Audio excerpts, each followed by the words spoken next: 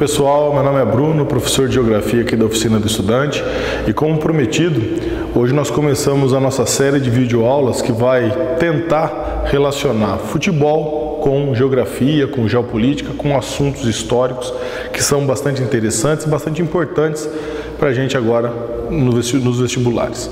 E nós vamos começar falando sobre um dos maiores clássicos do mundo, um dos clássicos mais conhecidos, um dos clássicos que envolvem dois times com as maiores folhas salariais, os maiores orçamentos, os times mais ricos do planeta, ou estão entre os times mais ricos do planeta, Barcelona e Real Madrid. Vocês, alguns que têm preferências clubísticas com o Real Madrid, vão ter que me desculpar, mas a história mostra o quanto o Barcelona acabou sendo ou acaba sendo um foco de resistência em relação ao governo espanhol ao longo da história, e eu vou tentar contar para vocês um pouco dessa resistência, dessa participação com movimentos sociais que o Barcelona tem, certo? E para começar, a gente vai voltar bastante na história, lá no século XVIII, 1702, quando começa a Guerra da Sucessão Espanhola. Eu não vou entrar em detalhes históricos, não é nem a minha praia, mas nessa época houve uma guerra entre famílias que sucederiam, que lutavam pela sucessão da coroa espanhola, e em Barcelona houve uma resistência grande. Em 1714 houve um cerco da família Aragão à cidade de Barcelona, e a cidade de Barcelona foi resistindo a esse cerco, a essa guerra, até o dia 11 de setembro, de novo a data 11 de setembro, nós vimos recentemente essa data, ela é importante para nós, mas 11 de setembro de 1714 foi o dia em que a cidade de Barcelona caiu ao reino de Aragão e acabou havendo a unificação, a total reunificação do Estado espanhol. E essa data, ela é importante para os catalães, ela é importante para os barcelonistas, tanto que em jogos do Barcelona, no mês de setembro, no seu campo, no Camp Nou, a torcida se cala completamente quando o relógio chega no 17º minuto e 14 segundos. Então, quando a gente tem no relógio 17 minutos e 14 segundos, 1714, eles se calam completamente, lembrando da resistência na Guerra da Sucessão Espanhola. Mais recentemente, no período da Guerra Civil Espanhola, que começa em 1932, vai se estender até 1936, quando o generalíssimo Franco ele passa a impor a sua ditadura na Espanha, Barcelona volta a ser um foco de resistência a esse governo. A um governo ditatorial, um governo que tinha, à época, uma ideologia muito próxima ao nazifascismo alemão e italiano. Nessa época, e aí a gente vai para a questão clubística, o generalíssimo Franco ele era um torcedor fanático do Real Madrid, e o Barcelona se tornou uma das resistências à sua ditadura. E o povo catalão via no Barcelona, óbvio, principalmente os torcedores do Barcelona, viam no Barcelona a única possibilidade de protesto que existia contra a ditadura franquista. Sempre houve uma série de movimentos contrários a ele na Espanha toda, mas o Barcelona se transforma num desses principais focos de resistência.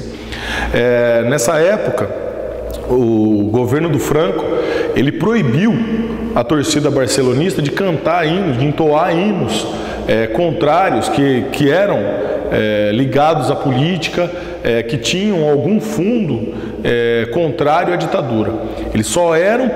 A eles só era permitido falar o nome do clube, só cantar Barcelona, só falar Barcelona durante os jogos. Quer dizer, a palavra Barcelona acabou se transformando para os resistentes, os contrários ao Franco, uma das únicas formas de se colocar contrário ao seu governo.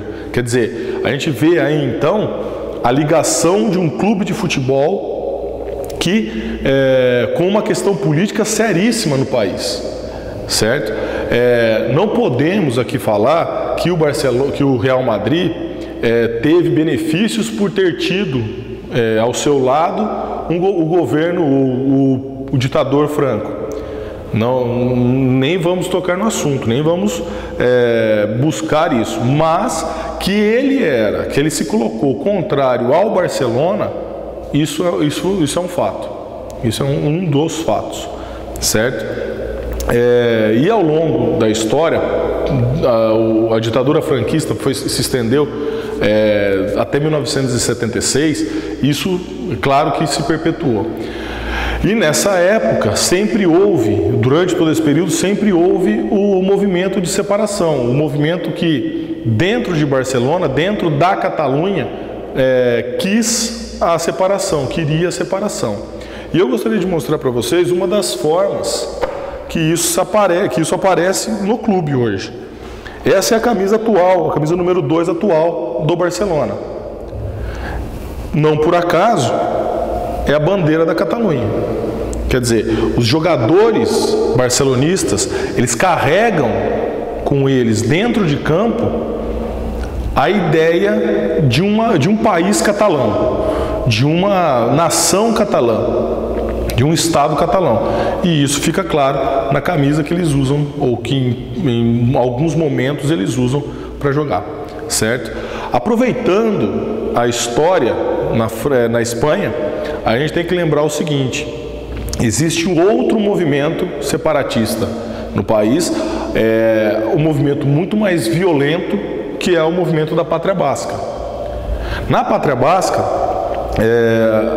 a cultura é completamente diferente, a gente tem uma língua completamente diferente, totalmente diversa ao espanhol. Na verdade, a língua basca, ela é diferente de todas as línguas latinas que nós conhecemos. Ela é anterior ao latim, ela é pré-romana.